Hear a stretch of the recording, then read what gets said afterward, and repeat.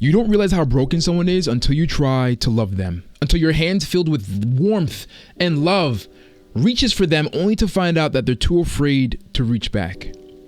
And you never see the cracks at first because they wear their smile like armor, their outgoing personality like a shield, only to find out that behind all of that is just this unhealed individual. And what sucks is we ourselves become or reveal that we're also unhealed when we stick around and stay and fight for a love that's difficult to receive, because we're convinced that love that's harder to earn is more valuable, when the truth is healthy love shouldn't be hard to receive. You shouldn't have to perform or fight for it to earn it. It should be freely given. And we often confuse intensity with intimacy. Remember that you don't have to change the world. Just don't leave it the same. So live fully, love deeply, and laugh hard. But chaos should not exist when it comes to the safety of love. Real love isn't hot and cold. It's not push and pull. It's not back and forth. It's not a guessing game. It isn't begging to be chosen, only to be wanted but never chosen. Afraid to lose me, but they still won't choose me. And that's the love you're moving towards. Security. A safe love that's constant, that's kind. That's a 1 Corinthians 13 kind of love. Never keeping count. Steady. Slow to anger. And you know why this matters? Because after almost 30 days, if you've been following along since the beginning, you may feel the temptation to look back, right? To romanticize the past, the almost. But this is the moment to start clearly creating that vision for the kind of love you're actually worthy of. Start outlining and writing down what you actually deserve, and write down what you did once receive and tolerate, and realizing the gap between the two. Because you know what secure love looks like? It's consistent. Shows up every day, day after day. It communicates. They tell you how you feel. You don't have to decode it or guess. It's safe. You can be fully yourself without being afraid of being rejected or the fear of them withdrawing and going cold. It reciprocates. Love flows both ways. It's not one-sided. Not one person doing all the work for two, or one person shrinking themselves, thinking that if they're smaller, easier to love, then maybe the other person can stay. Abandoning themselves out of the fear of being abandoned by the very person they want to receive love from. Ultimately, placing their desires above their needs. Love flows both ways. Not one person doing all the work, carrying the weight for two. And here's the shift, right? Avoidant, chaotic love. It keeps you in this survival mode. Your nervous system is shocked. And if you get to the point of so much suffering where you experience numbness, I hope nobody has to experience that. Because secure love nurtures, it grows, it's peaceful, it gives you freedom. Avoidant love keeps you guessing, walking on eggshells, holding your breath, neglecting yourself, waiting around until you're in so deep.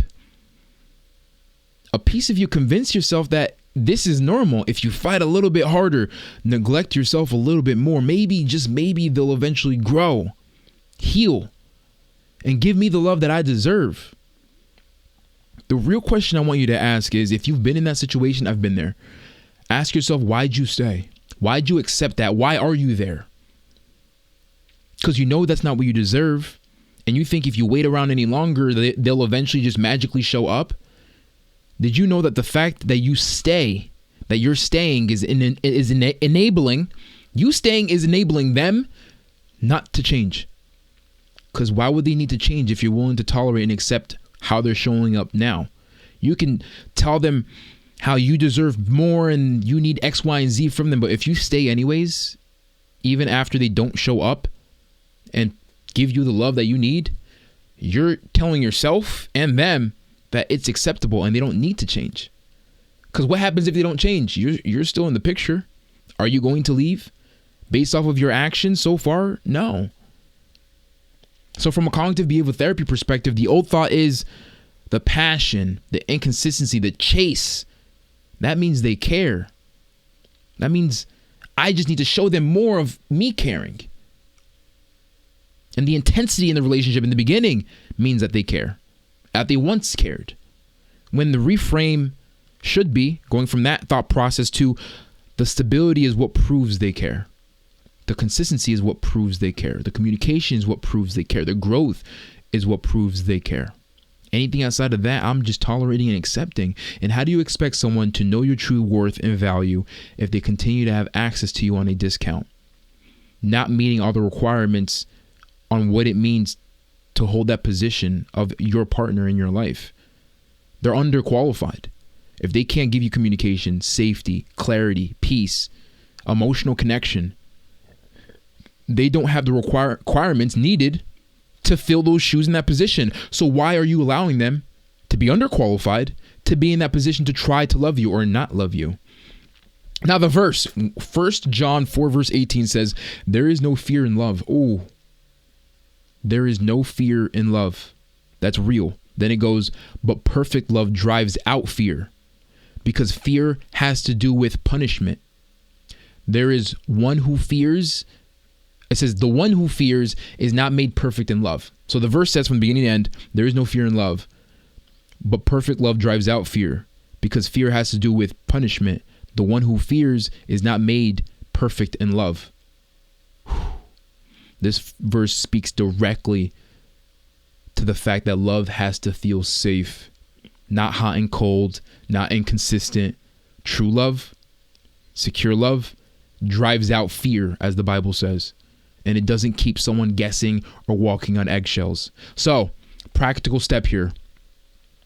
Write a list titled, What Secure Love Means to Me. Example, I don't chase. I don't shrink myself. I don't accept no or lack thereof communication. Disagreements don't threaten the relationship. Love feels like home, not a roller coaster.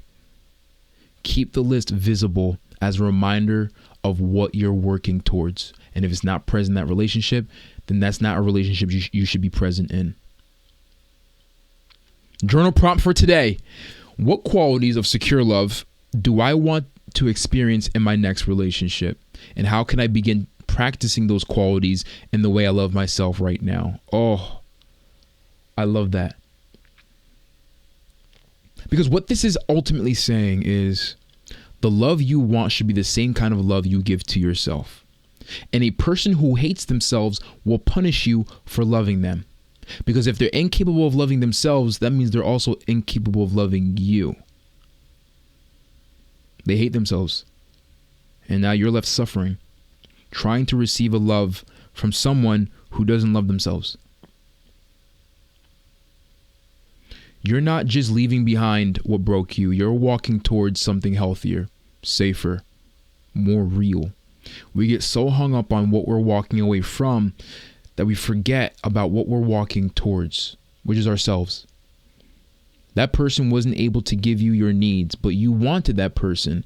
And at that moment, your needs and your wants didn't align. And you were left with a decision. You might have stayed there a little bit longer than you should have. Because the longer you chose your wants, the more you neglected yourself in terms of your needs. If you chose them, you abandon you. If you chose you, you leave them. You can't have both in that dynamic and circumstance. Secure love is possible. And it starts with believing that you deserve it. So keep your eyes towards your healing, with preparing you for the love that you deserve by first giving it to yourself first. And if you want more security, consistency, a safe place to hold you accountable in this journey of healing, then I highly recommend you checking out the Healing Community. There's actually a 7-day emotional reset course that's in that community. You get access to it immediately to get started the moment you join. You get direct access to me, and we have weekly group Zoom calls. Would love to see you in there regardless. I'll see you tomorrow, and I want you to remember this. You don't have to change the world. Just don't leave it the same. So live fully, love deeply, laugh hard. And our goal, our job as human beings is to help people. And if we can't help them, at the very least, let's not hurt them. And start with yourself. I'll see you tomorrow. Peace from Dees.